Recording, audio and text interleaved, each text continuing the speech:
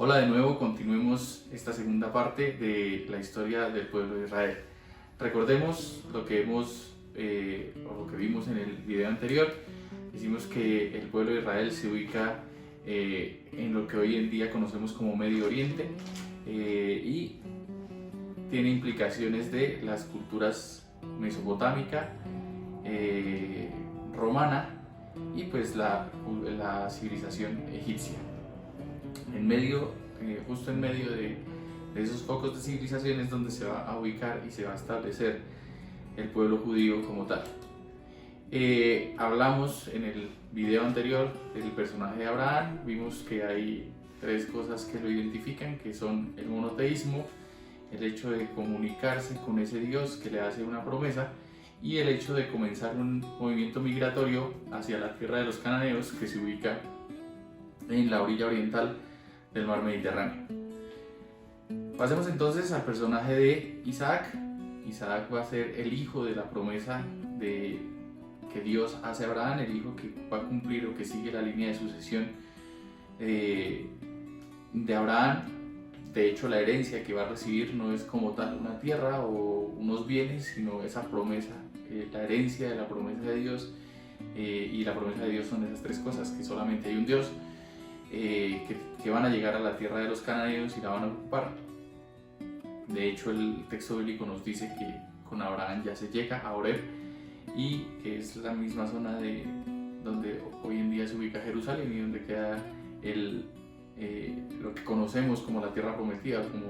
o como tierra santa, dependiendo de qué modelo cultural usemos, si el judío o el cristiano. Pero lo que va a heredar Isaac es la promesa que Dios, la alianza de Dios con su pueblo. Este personaje es interesante, lo ubicamos cerca al siglo XVIII, durante el siglo XVIII, primera mitad del siglo XVIII antes de Cristo. Y lo que cabe resaltar o reseñar de este personaje son dos cosas. Primero, que no es el único hijo de Abraham, no es solamente Isaac. Antes de Isaac, y en vista de que Sara no se quedaba embarazada, decidió entregar a su esclava Agar a Abraham para que tuviera un hijo y pudiera cumplir la promesa de Dios, que era hacerlo padre de un gran pueblo. En el momento en que, según la tradición bíblica, Sara se queda embarazada de Isaac y bueno, en el momento en el que nace Isaac, pues Sara le pide a Abraham que expulse a Agar y a su hijo Ismael. Esto nos pone en unas coordenadas en las que Abraham va a tener no solo un hijo, y no solo un hijo legítimo, sino que va a tener dos hijos, y de hecho el primero, que sería el que debería heredar pues la línea de sucesión de Abraham por ser el primogénito, es un hijo ilegítimo, y entonces tiene que salir de la cultura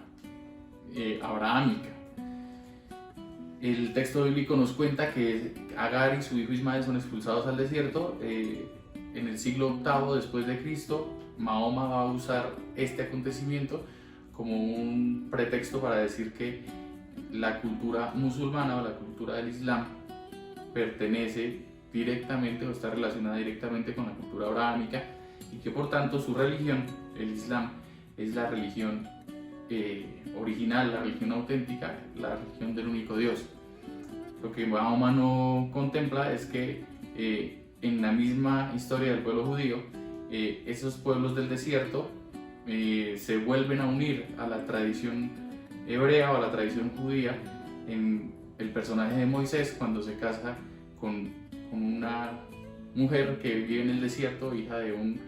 señor llamado Jetro, que aparentemente pertenece a esa tribu ismaelita. La esposa de Moisés se va a llamar Séfora, es decir, que dentro de la misma tradición hebrea judaica podemos encontrar la fusión de esas dos culturas o de esos dos pueblos. Pero en el personaje de Abraham hay esa división: el pueblo ismaelita y el pueblo de Israel, o el pueblo de Abraham, que va a seguir su línea de sucesión con Isaac. Retomando el objetivo de estos videos,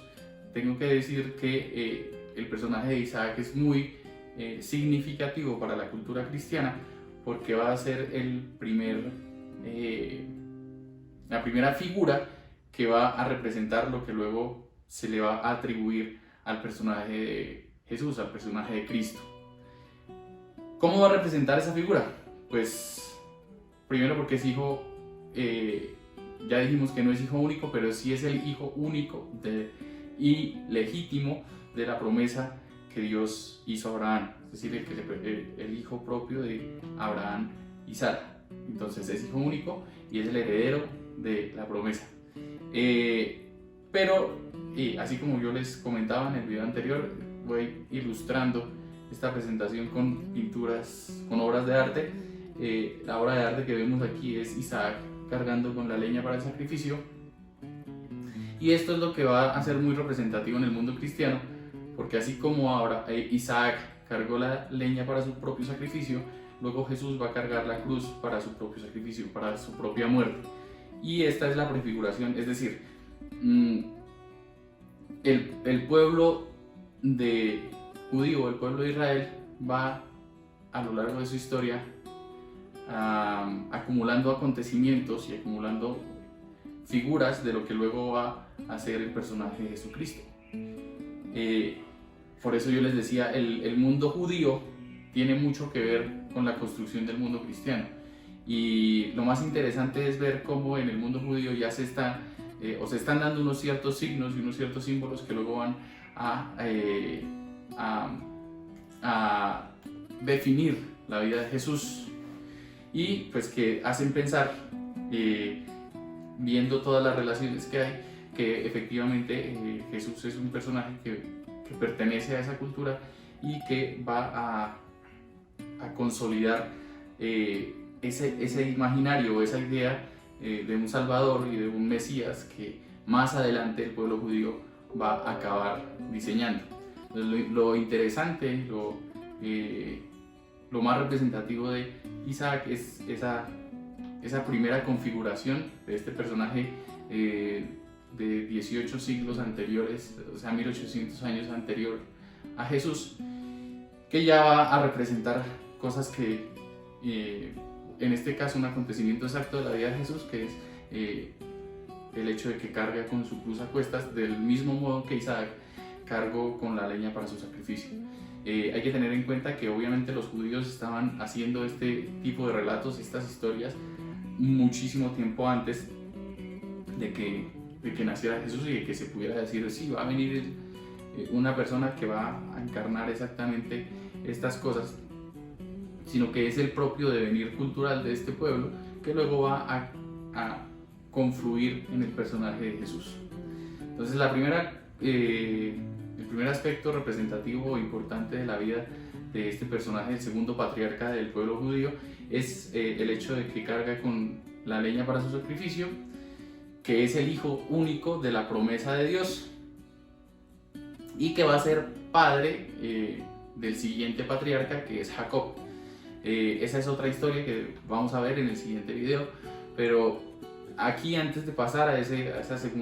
tercera parte de esta serie, es decir que Jacob tampoco es el hijo destinado a seguir con esa promesa, sino que en este caso sería su hermano Esaú.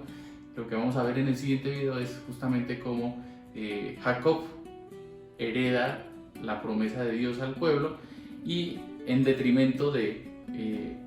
propio Esaú, que es su hermano mayor, que también es una historia bastante interesante, curiosa, graciosa incluso, del pueblo judío y del pueblo judío en relación con el mundo cristiano, con la cultura cristiana.